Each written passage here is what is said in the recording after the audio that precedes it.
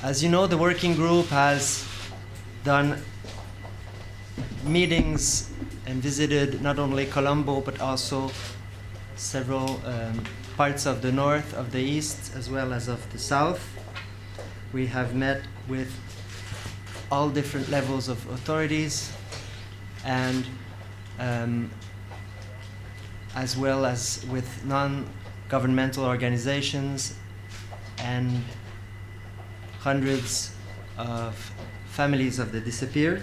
We have also visited a mass grave in Matale and Manar, as well as an official detention center in Busa and a former secret detention facility in the Navy base in Trincomalee. The working group is positively encouraged by the recent actions taken by this government in favor of the promotion and protection of human rights, and in particular with regards to the prevention and investigation and future sanction of enforced disappearances. In particular, in line with the position adopted by Sri Lanka in the last session of the Human Rights Council in Geneva. We're also positively encouraged by the promise to ensure that the coming processes will be done, ensuring consultative participation of several sectors of society. Enforced disappearances have been used in a massive and systematic way in Sri Lanka for decades to repress political dissent, or during the war, or even after, by state officials and affiliated paramilitary groups. And these cases of enforced disappearances are followed by an almost complete lack of judicial accountability and decisive sustained efforts to ensure finding the truth and the whereabouts of the disappeared. These have left profound wounds in society, in particular with the families, in particular with women and children.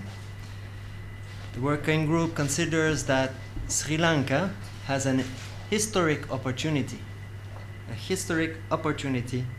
to adopt urgent and profound measures to ensure the victim and their relatives' rights to truth, to justice, to reparation, and to guarantee non-repetition.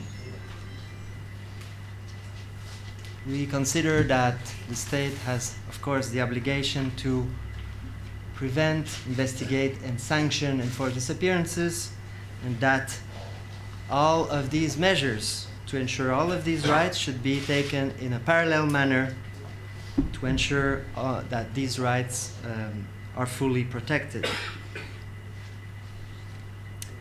In addition, our group considers that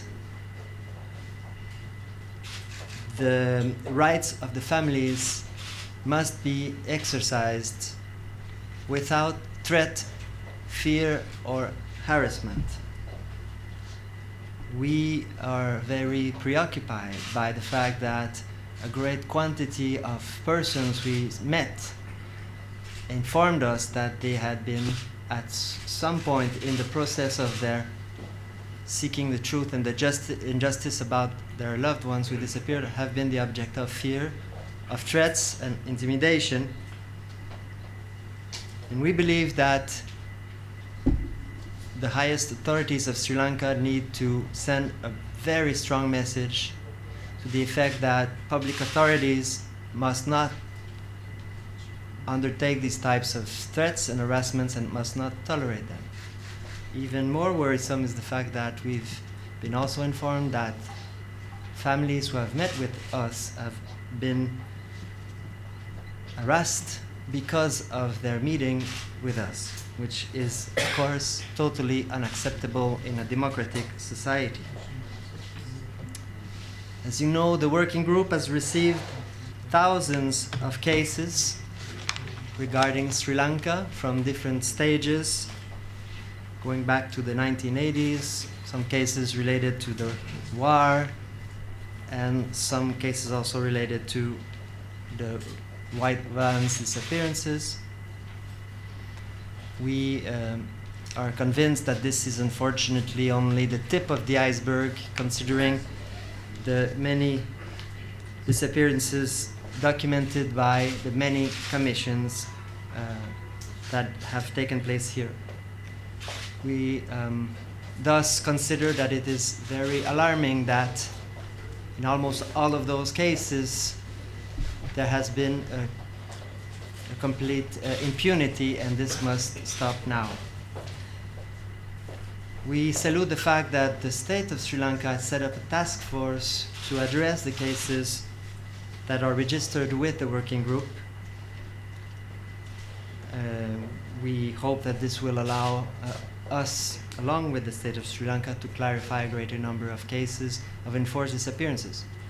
We have also been informed of several instances, of several cases of families of missing and abducted soldiers, which are crimes of a very serious nature, which are tantamount to enforced disappearances, and therefore crimes which should be adequately investigated and sanctioned in accordance with international standards as well.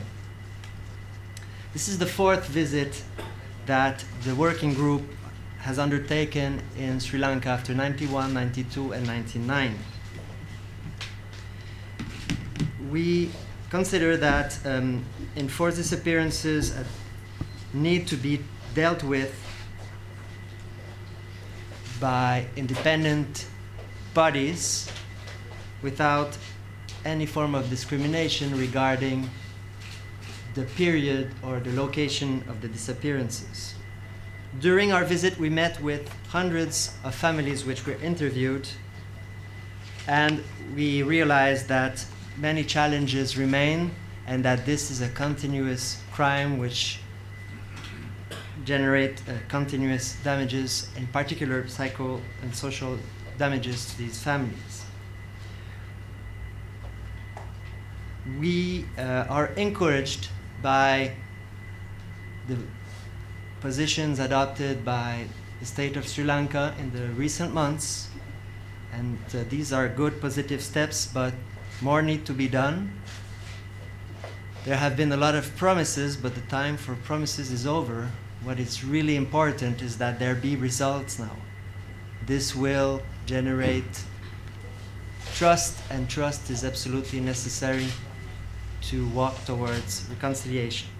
Among the challenges, we will comment challenges dealing with legislation, truth, and reparation, amongst other things. With respect to legislation, we consider that it would be a significant action for the state of Sri Lanka to ratify the United Nations Convention on the protection of all persons from disappearances, and to recognize the corresponding Committee on Enforced Disappearances jurisdiction with respect to cases. This should be accompanied with implementing legislation as well. International treaties dealing with enforced disappearances and with respect to humanitarian law should be ratified, the additional protocols to the Geneva Convention and the Rome Statute. We consider it urgent that Sri Lanka introduce legislation to criminalize enforced disappearances in a different crime that recognize the continuous nature of this crime, which cannot be the object of statute of limitation, amnesties, or immunities in the context of crimes against humanity, and subject to the principle of command responsibility. We also consider that the Prevention of Terrorism Act should be repealed because it contains in particular several provisions that can create enforced disappearances or can create a climate in which enforced disappearances may occur, in particular the provisions which allow for detention without judicial supervision. Anguish, mistrust, fear, and hope. The families of disappeared persons in Sri Lanka are suffering. They feel anguish due to the lack of knowledge of what happened, what are the fates or whereabouts of their loved ones.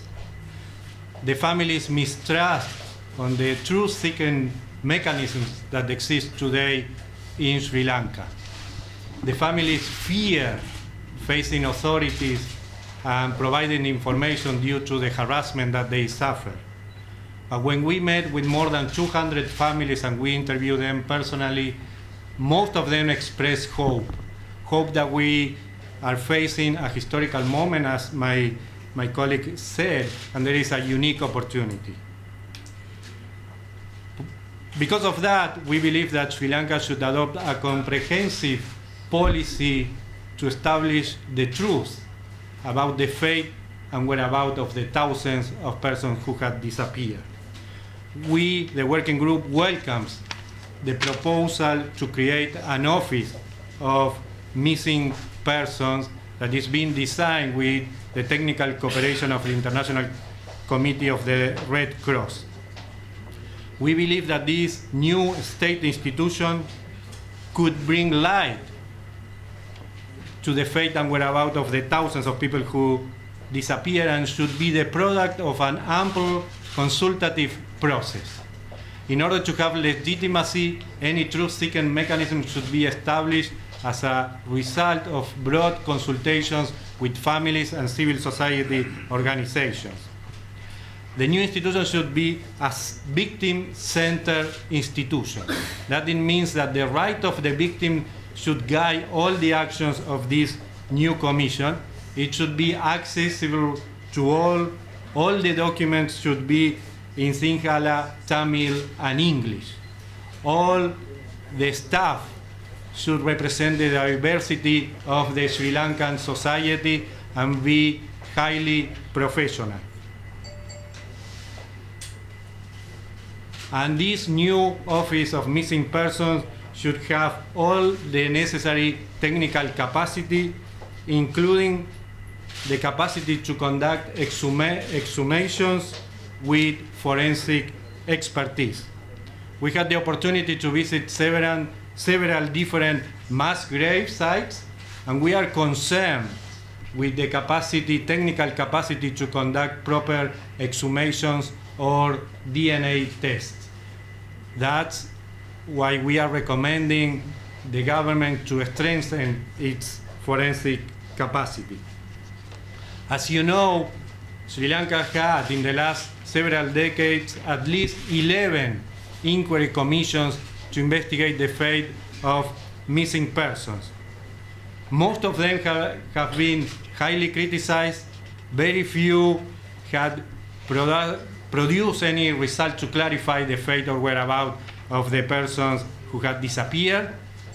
Those who had made public their findings and recommendations, most of the recommendations were not followed up or implemented. As you know, there is a current functioning Presidential Commission to investigate complaints regarding missing persons, created in August of 2013. We are recommending the government to finish the mandate of such commission. So far had not produced concrete results in terms of establishing the fate of whereabouts of persons who had disappeared. This commission does not have the trust and confidence of the victims. It has several shortcomings, and we believe that all the files collected by this commission should be transferred immediately to the new proposed Office of Missing Persons. We also support the idea of creating a truth commission. That truth commission should be composed by independent experts, reflect the diversity again of the Sri Lankan society, those experts should be of the highest moral authority, an expert on human rights and humanitarian law, and should be not only independent, but be seen as independent. We believe that so far the state has taken a very passive attitude in searching for the disappeared, and that should change to a more proactive enterprise. In terms of justice, the righteous justice of families of those who disappeared has not been fulfilled by the state. We were able to receive information only on a few cases related to enforced disappearances on which the investigation had led to prosecution and conviction. In fact, most of them, the very few, are still pending. In fact, our assessment is that there is a structural pattern of impunity for cases of enforced disappearances, and that needs to change and be overcome. In order to overcome this structural impunity, strong leadership, political will, and concrete efforts are required. We fully endorse the proposal to have a judicial mechanism that includes the participation of international judges, prosecutors, and investigators. We believe that that new judicial system should be, again, the product and result of broad consultation, but we observe, one, the lack of confidence on the current judicial system by the victims of enforced disappearances, and two, the lack of capacity of the judiciary and the investigatory bodies to properly investigate, prosecute, and try cases of enforced disappearances. That's why we recommend an international participation in this new system. Any new system cannot be limited only to a few emblematic cases.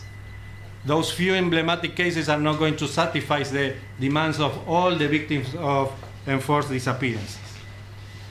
Given the mistrust and the fear, the Witness Protection Act and the Witness Protection Authority should be strengthened. Witnesses are fearful of giving testimonies due to the possibility of being harassed or retaliated. That's why we need a new, very independent and strong Witness Protection Authority. We are extremely concerned that families, witnesses, lawyers, but particularly families, are being harassed when they promote their cases in court. We receive many allegations that alleged CID personnel visit and harass families of those who disappear, and we strongly believe that that is not permissible in a democratic society. Many families have received calls or were visited by individuals asking for money in exchange for information about the fate and whereabouts of their loved ones. We are concerned that the habeas corpus action is completely ineffective in Sri Lanka to determine the fate or whereabouts of persons who had disappeared, so we are recommending a much more proactive role of the magistrate handling the actions of habeas corpus. Finally, we really welcome the appointment of new commissioners to the Human Rights Commission. We believe that this is a very important step, and we are recommending the government to allocate more financial and human resources to the Human Rights Commission. Yes, we visited the Navy base in Trincomalee. In fact, we visited only the sector of the former secret detention center.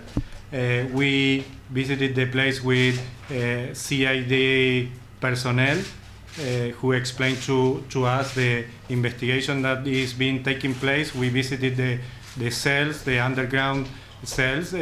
We visited the place where interrogation and torture took place. We saw the dates of some of the people that wrote in the walls in the underground detention center. Clearly, some of the latest numbers are from 2010. The investigation started, as you know, in 2009. If there was an effective investigation, probably some life could have been saved. But because of the lack of effective judicial remedies, some lives were lost. We believe that that is an important site, an important discovery that should be properly investigated. So far, only 11 potential victims were placed in that detention center, but based on the numbers of cells and the years that it was used, it's very likely that many more people were held in that detention center. So we found the writing in number 20107025. We guessed that it is the date, this 2010 July 25th. And we visited two facilities. One was where 5 young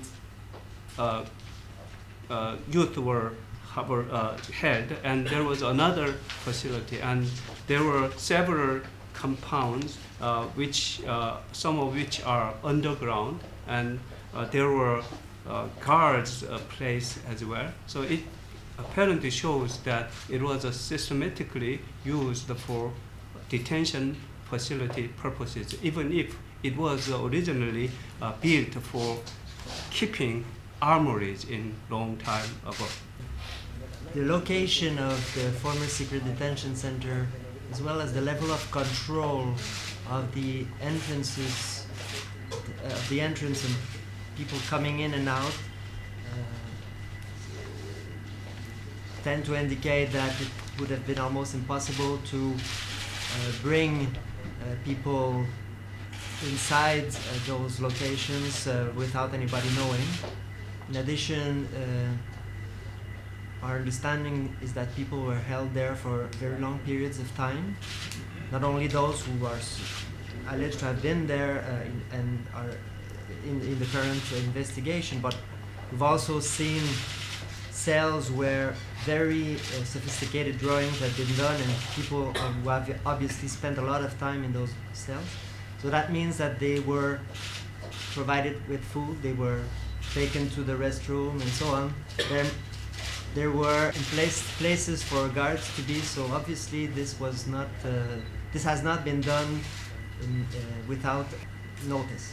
Yes, this is our fourth visit. We were here in 91, 92, and 99. If I have to say one, in those years there were happening many thousands of disappearances. That's the most important change that we see. Today, there are no massive disappearances taking place in Sri Lanka. And two, there is a new government and new demands from civil society that appear to show a new historical moment to address the plight of the thousands of victims, something that is not reflected. We were not part of those missions, but is not reflected in our report of those years. I would say that those are the major changes.